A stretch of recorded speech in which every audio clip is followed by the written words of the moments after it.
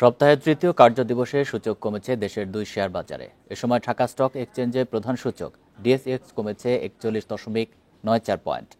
আগের দিনের চেয়ে লেনদেন কমেছে 65 কোটি টাকার বেশি।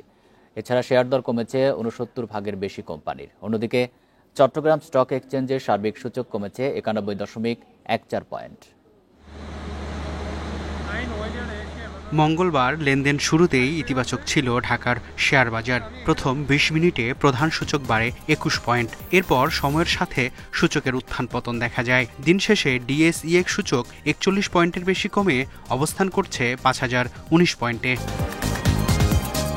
মূল্য সূচকের সঙ্গে ডিএসইতে আগের দিনের চেয়ে 65 কোটি 4 লাখ টাকা কমে লেনদেন হয়েছে 453 কোটি 57 লাখ টাকা।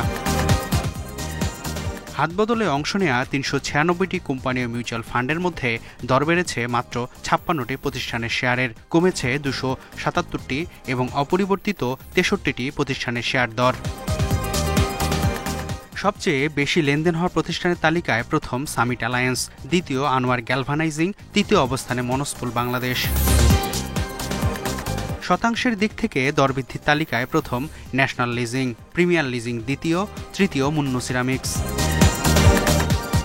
অন্যদিকে চট্টগ্রাম স্টক এক্সচেঞ্জের সার্বিক সূচক 91.14 পয়েন্ট কমে অবস্থান করছে 14,134 পয়েন্টে।